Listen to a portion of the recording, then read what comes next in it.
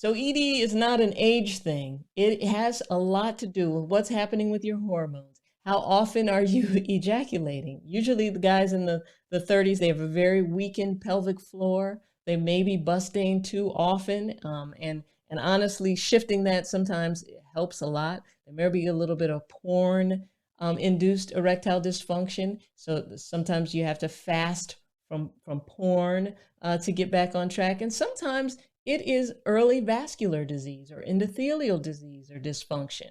So there's a lot that can happen in the 30s. I even see some 30-year-olds with really, really low testosterone.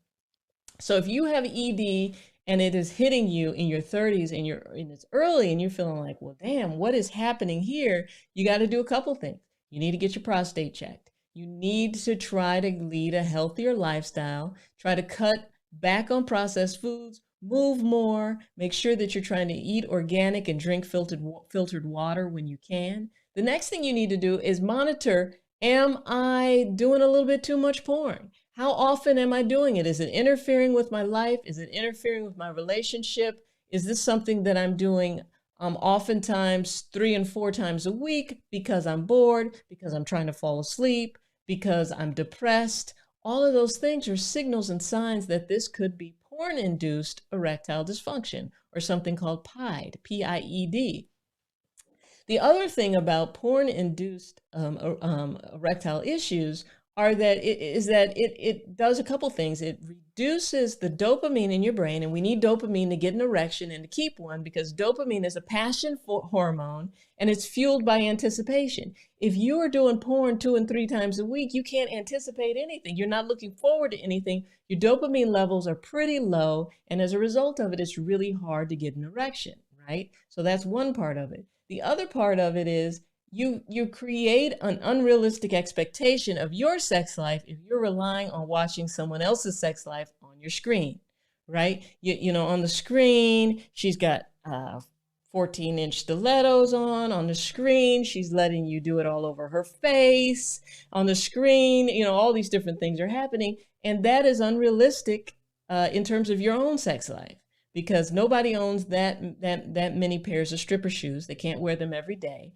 You know, real life sets in, and those are unrealistic expectations of what sex is supposed to be, right? So that's a problem.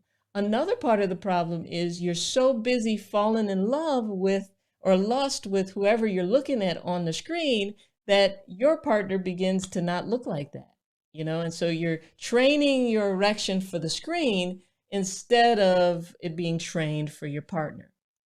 So the best thing that we do for gentlemen who are in their 30s and 40s and even 50s, and they have porn-induced erectile dysfunction, is one, you kind of have to start fasting, like going without sexual stimuli for a period of time. And going without sexual stimuli means blocking your screens, clearing your computer, clearing your phone, emptying the cache, and throwing out anything that you have that's kind of pornographic or that will lead you back to the porn thing.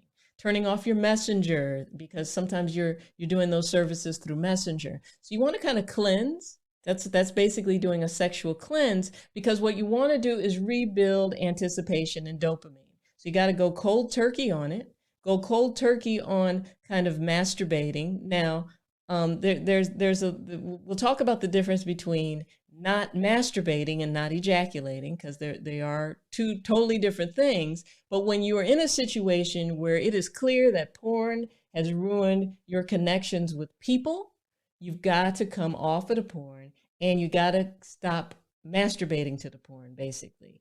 And when I'm working with gentlemen, generally it is for at least 30 days, and they sign a sexual sobriety contract.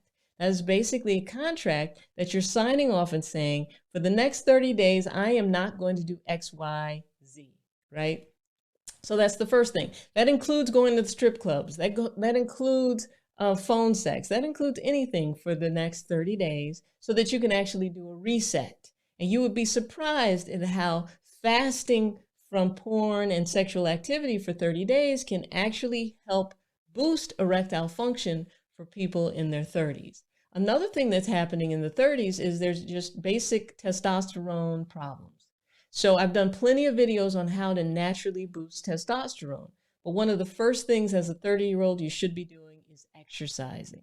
And one of the best forms of exercise to increase testosterone is high intensity interval training. That's going to be one of the best things that you could possibly do to naturally boost testosterone, besides getting at least 6.5 to 7.5 hours of sleep each night, because testosterone is produced while you're resting. Another thing that as a 30-year-old that you need to do is, if you've been taking Viagra and Cialis all this time and you're 30 and it's stopping work, you need to focus on boosting nitric oxide levels. And I talk about boosting nitric oxide levels very often. One of the best ways you can do it, smoothie recipes are chock full of recipes that are designed to help boost nitric oxide production, better make your body better able to use the testosterone that's available in X, Y, and Z. But you can also take a supplement that'll help you boost your nitric oxide levels. And one of my favorite one for people under the age of 45 is going to be like a Citranox. You know, Citranox has L-citrulline and a little bit of L-arginine to kind of boost. If they're over that age, and if they're older gentlemen, one of my favorite ways to boost nitric oxide, besides the smoothie recipes and changing the diet, is going to be the Berkeley Life Professional that I've talked about. The link is below in my bio. Let me see if I have a box here. Yeah, you know, this is actually using dietary nitrates, so it's actually kind of the equivalent of taking in, you know, almost 12 servings of leafy green vegetables kind of in a capsule. And what they're using is beetroot extract along with potassium nitrate to kind of mimic dietary nitrates. So they are dietary nitrates to stimulate the body's production of nitric oxide using a pathway that is amenable to both younger people and older people. So the great thing about supplements like that one, like the Berkeley Life, is that it will work in younger people and older people. So I actually sometimes put gentlemen on both types. It just kind of depends on how old his blood vessels are. You know, and I always say you're only as old as your blood vessels are, right? So, and everybody's really different when it comes to that. Awesome. Great.